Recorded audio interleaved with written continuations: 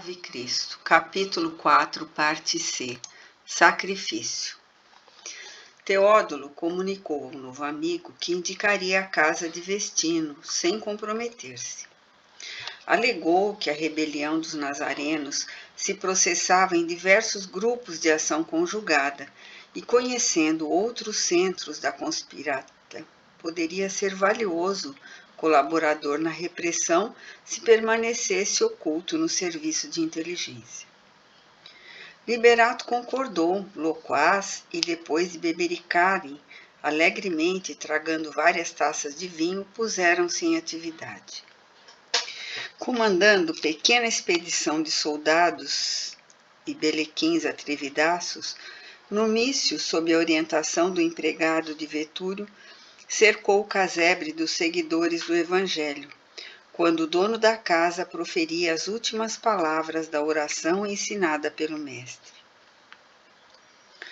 Não nos deixeis cair em tentação, e livra-nos do mal, porque teu é o reino, o poder e a glória para sempre. Assim seja. Lucano descerrou os olhos, e tão grande era a serenidade que nele se estampava, que mais parecia ter despertado de alguma visão celestial. Nesse instante, o emissário da perseguição, quase ébrio, se postou diante da Assembleia Cristã, bradando para os esbirros afoitos.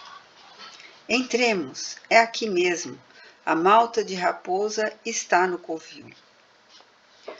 Ninguém respondeu.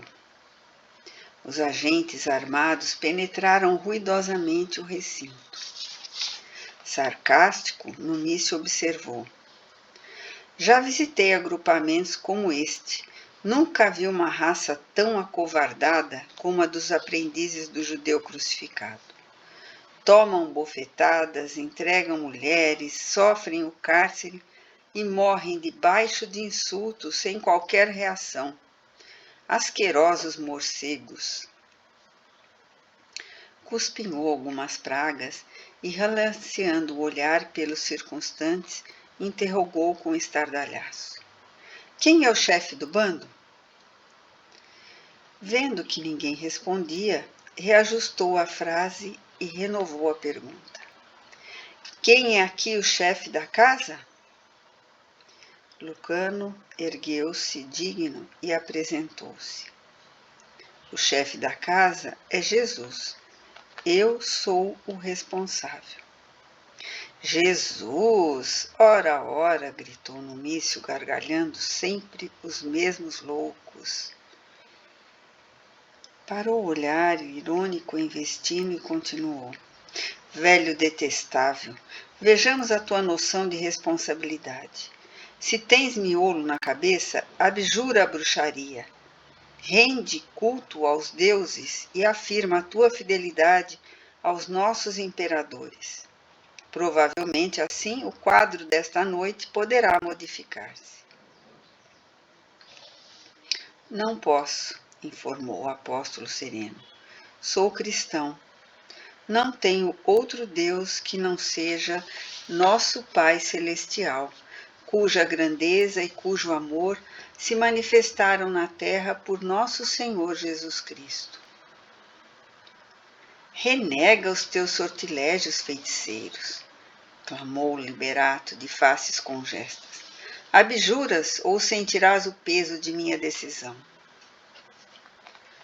Não posso alterar a minha fé, tornou Lucano com simplicidade e calma. O punho cerrado do cruel interlocutor desceu sobre o rosto venerável.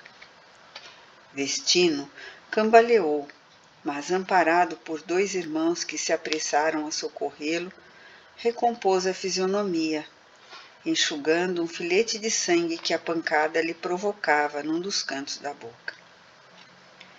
Lívia, Lucina e Prisca, as mulheres mais jovens do recinto, prorromperam em pranto. Contudo, o ancião, retomando a palavra, confortou-as, exclamando. Filhas, não chorem por nós. Choremos pelos nossos perseguidores, orando por eles. haverá maior desventura que a de confiar-se alguém ao engano do poder para acordar nos braços terríveis da morte? Fitou o olhar compadecido ao verdugo e esclareceu. O homem que nos espanca é Liberato Numício, chefe de uma corte romana. Já lhe vi as mãos por 2 vezes, flagelando os tutelados do Evangelho. Pobre irmão nosso, acredita ser senhor da vida, quando os prazeres criminosos lhe possuem o coração. Debalde procura debater-se contra os golpes da enfermidade e os achaques da velhice, que presentemente lhe rondam o corpo. Amanhã, precipitado ao vale fundo da meditação pelo desfavor político, talvez se incline para Jesus procurando justiça e amparo moral. Os companheiros de Numício ouviam estupefatos. O agente de Valeriano em vão tentou reagir. Forças intangíveis imobilizavam-lhe a garganta. Lucano, de semblante iluminado pela fé, prosseguiu em voz firme. É possível que os perseguidores nos imponham a morte. Talvez sejamos conduzidos de imediato aos mais aflitivos testemunhos. Fez breve pausa e continuou, voltando-se para os amigos. Não temamos, porém, a visitação do martírio. Todos fomos chamados a seguir Nosso Senhor, de cruz pesada aos ombros doloridos.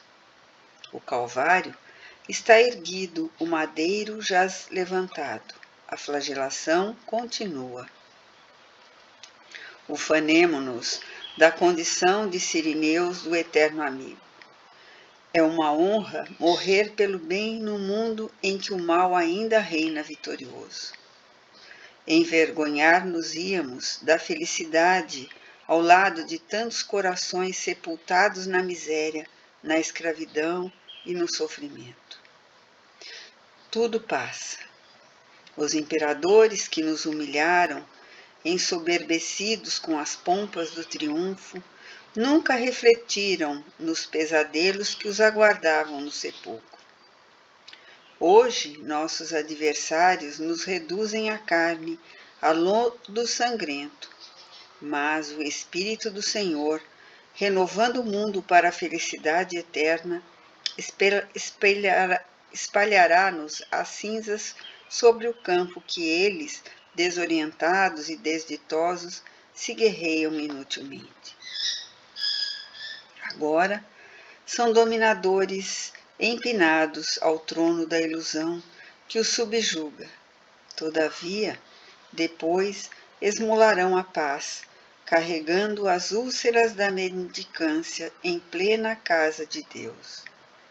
Infelizes para eles, a luta na terra ainda significa o mergulho em lama dourada. Atropelam-se uns aos outros, disputando o túmulo em que os seus sonhos de grandeza se reduzem a punhados de pó. Matam-se mutuamente na aquisição do ódio em que se anulam. Despedaçam-se em concursos de sangue para incorporarem a ruína aos seus dias escuros. Choremos assim por eles. Deploremo-los. Quanto tempo gastarão para conseguirem aquecer a própria alma ao sol da fé? Em seguida, porque o silêncio pesasse, Vestino afrontou o olhar acovardado de Numício e exclamou: Dá trabalho aos teus cooperadores. Se tens a missão de abrir-nos a porta da masmorra, não te detenhas. O espírito do Evangelho brilha acima do cárcere. Vendo que Lucano lhe estendia valoroso as mãos engelhadas, Liberato avançou, pronunciando algumas palavras do cerimonial em nome do Estado, e atou-lhe os pulsos. Os colaboradores seguiram-lhe os movimentos, algemando os demais. Alguns membros da expedição oficiosa deitaram olhares lascivos às moças trêmulas, mas a presença de Vestino, cujas palavras lhe haviam lançado tantas verdades ao rosto, como que lhes impunha forçado respeito. O trajeto fez-se em silêncio. Os cristãos, à maneira de animais pacientes, não reagiram, sustentando-se em preces fervorosas. Mas, quando penetraram o pátio da prisão, entreolharam-se angustiados. Algo aconteceu correspondendo-lhe às expectativas. A voz seca de Numício determinou parada breve, e Lívia, Lucina e Prisca foram rudemente separadas do grupo. Existia antiga lei que vedava o sacrifício de virgens nos espetáculos, e sob esse pretexto era costume apartar dos recém-detidos as mulheres mais moças, a fim de que a crueldade dos verdugos lhes subtraísse a pureza corpórea antes de qualquer interrogatório mais rigoroso. O velho afinador abraçou Lívia, cujos olhos se mantinham velados de pranto, que não chegavam a cair, e falou emocionado. Adeus, minha filha. Creio, não mais nos veremos nesta vida mortal. Esperar-te-ei, porém, na eternidade. Se te demorares na terra, não te sintas à distância de meus passos. Permaneceremos juntos em espírito. Somente a carne mora à sombra do túmulo. Se fores ultrajada, perdoa. O progresso do mundo é feio com o suor dos que padecem, e a justiça entre os homens é um santuário levantado pela dor dos vencidos. Não te consternes, nem te suponhas abandonada. Ergueu os olhos para o alto, como quem indicava no céu a última pátria que lhe restava, e concluiu. Um dia reunir-nos-emos de novo no lar sem lágrimas e sem morte. Sorriso amargo assomou-lhe o rosto. A moça enlaçou carinhosamente e osculou-lhe a face pálida sem articular palavra alguma. Incoercível emoção constringia-lhe o peito. Liberato gritou contra a demora, enquanto 2 legionários insistiam com as jovens, que por fim se deixaram levar sem resistência. Ao se retirarem, caminhavam as 3 aflitas e hesitantes. Mas Cesídia, viúva e mãe, clamou para elas em tom comovedor. Filhas do meu coração, não nos rendamos ao mal. Procuremos com valor a vontade do Cristo. Deus nos assiste e a verdade nos guia. Mais vale a morte com liberdade que a vida com escravidão. Avancemos resolutas. As feras do anfiteatro são nossas benfeitoras. Adeus, adeus.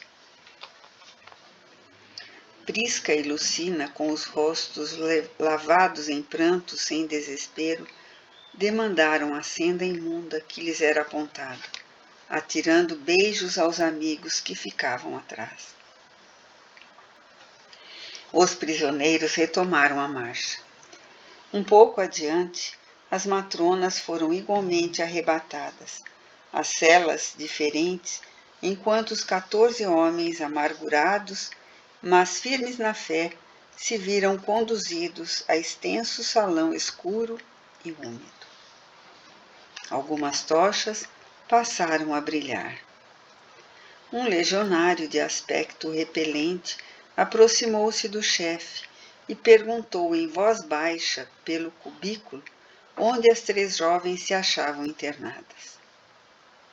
Numício gargalhou irônico e observou irreverente. Não te atrevas. Estamos certos de que todas são virgens, e assim o legado tem direito à primeira escolha. Valeriano vê-las amanhã. Depois dele, então, e despreocupado e desrespeitoso, acrescentou: jogaremos a sorte. Risinhos abafados estenderam-se entre os servidores da Justiça Imperial. Transcorridos alguns momentos, Ignácio Valeriano penetrou solenemente o recinto. O mensageiro de Galo propunha-se imprimir a maior importância ao trabalho iniciado. Comentava-se por toda a parte a probabilidade de uma rebelião das classes inferiores e temia-se uma rápida junção dos grupos insurrectos. Vivia, por isso, cercado de insidiosas reclamações. As casas abastadas pediam-lhe drásticos preventivos e os denunciados de Teódulo eram os primeiros detidos da grande rede de coação que pretendia desdobrar. Seguido por vários assessores, dirigiu-se aos presos humildes e em tom altivo e arrogante.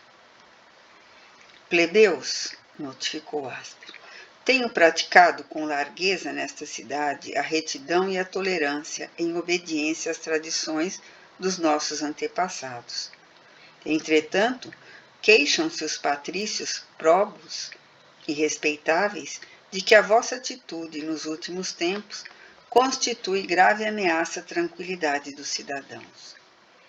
Sois acusados não somente de cultivar a magia nefanda dos nazarenos, mas também de conspirar contra o Estado, com o objetivo de usurpar a posição e o patrimônio dos eleitos de Augusto que vos dirigem. Não posso, pois, adiar a reprimenda exigida por nossa comunidade. O expurgo é indispensável. O mensageiro romano interrompeu-se, vagueou os olhos coruscantes pela assembleia humilhada e indagou: quem de vós cooperará conosco indicando os centros da indisciplina? Nossa magnanimidade responderá com a libertação de todos os que colaborarem na empresa benemérita que nos empenhamos. Os cristãos permaneceram emudecidos.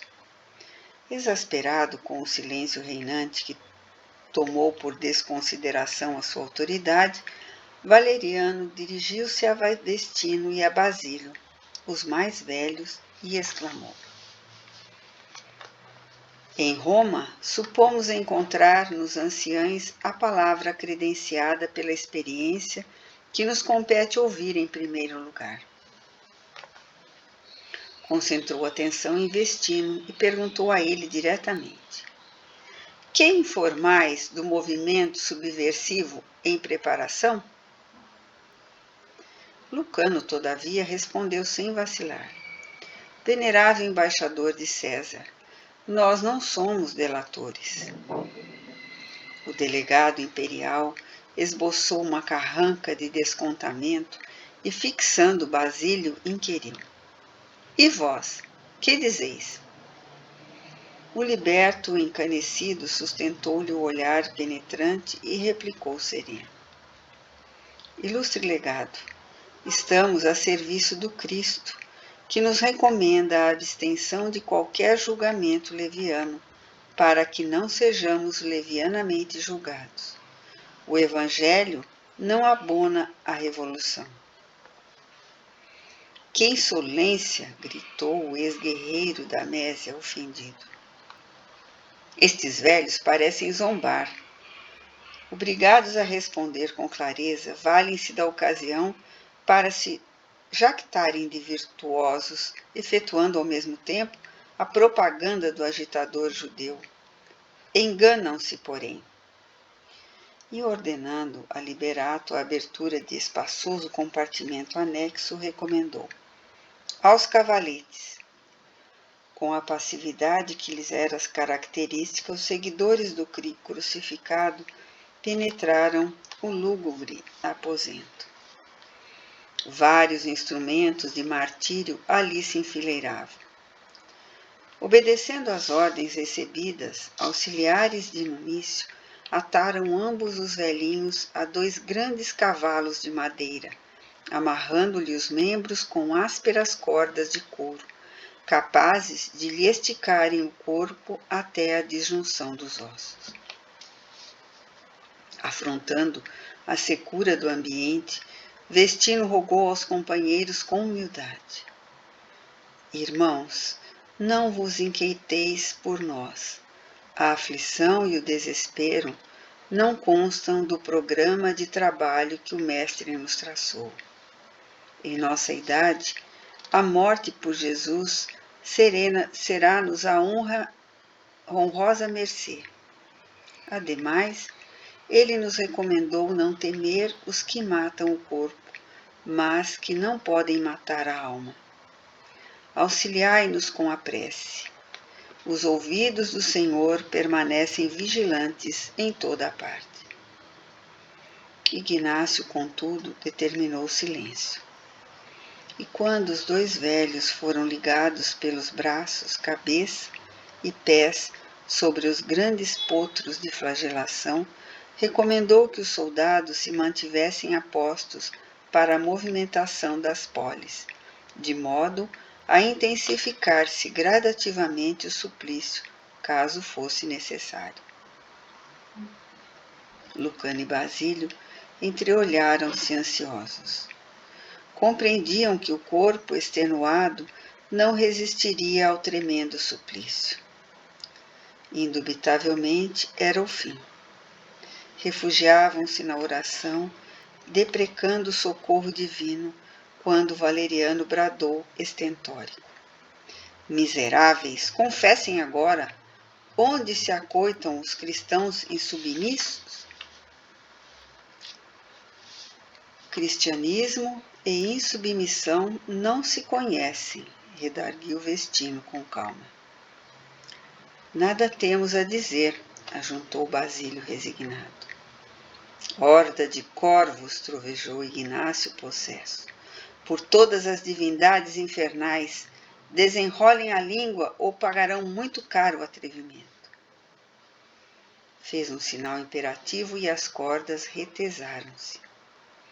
Os 2 apóstolos, atormentados, sentiram que o tórax e a cabeça se desligavam, que os braços se separavam do tronco. Gemeram semi-asfixiados, mas não se lhes ofereceu o bom ânimo.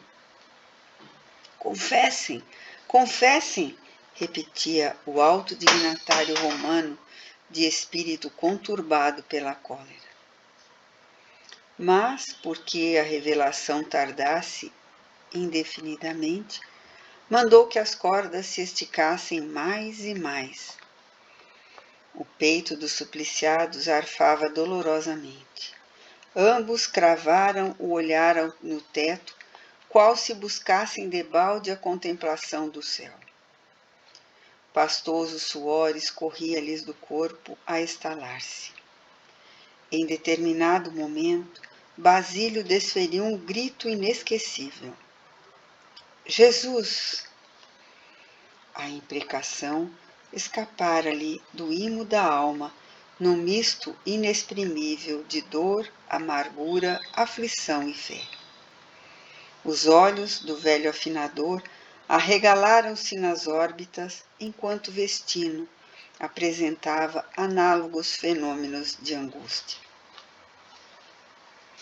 Rompida a base do crânio e rebentada várias veias entre os ossos quebrados e a carne em dilaceração, o sangue em golfadas sucessivas lhe borbolotou da boca entreaberta.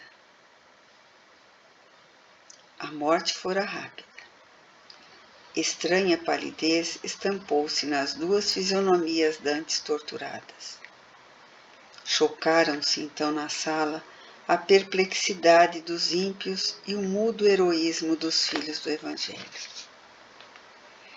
O mais moço dos cristãos presentes, Lúcio Aurélio, de rosto imberbe, quase menino, avançou para os cavaletes empapados de sangue e, enfrentando a estupefação dos algozes, orou em voz alta: Senhor, digna-te receber com amor os teus servos e nossos inovidáveis amigos. Ampara-os na glória de teu reino. Foram eles nossa orientação na dificuldade, nossa coragem nos dias tristes, nossa luz no meio das sombras. Ó Mestre, permite possam imitar-lhe o exemplo de virtude e coragem com o mesmo denodo na fé. Vestino, Basílio, admiráveis benfeitores, de onde estiverdes, não nos abandoneis.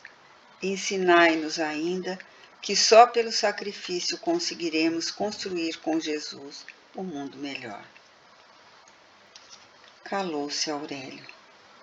A rogativa apagara-se-lhe na garganta, afogada pelas ardentes lágrimas a lhe pungirem o coração.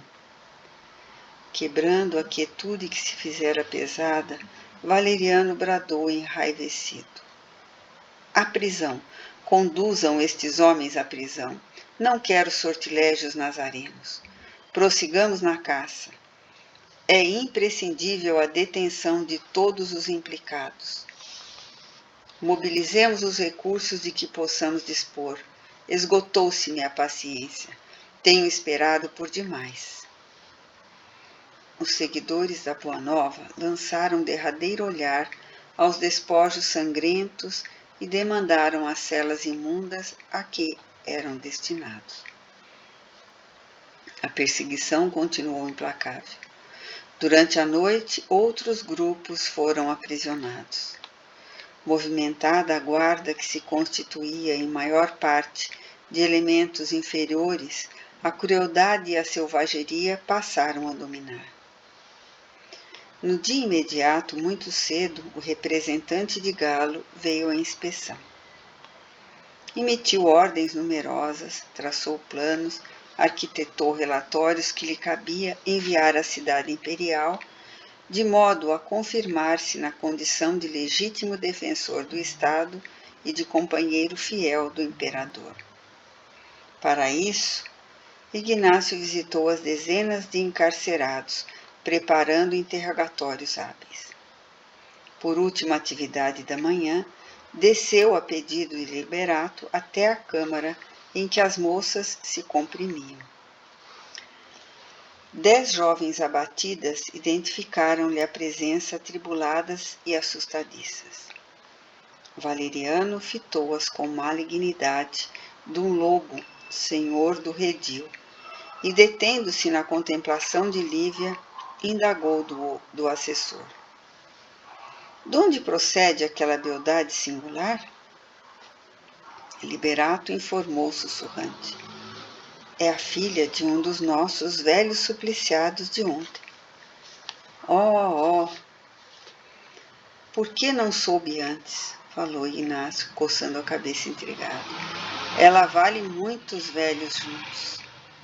Concentrou a atenção na moça, que se viu incomodada por semelhante privilégio, e determinou fosse ela transferida para uma cela mais confortável, não longe do seu gabinete particular de audiências. Decorridas algumas horas, a filha adotiva do afinador, inquieta e desalentada, viu-se em extensa câmara, agradavelmente mobiliada, onde o representante de Galo veio à noite vê-la de perto.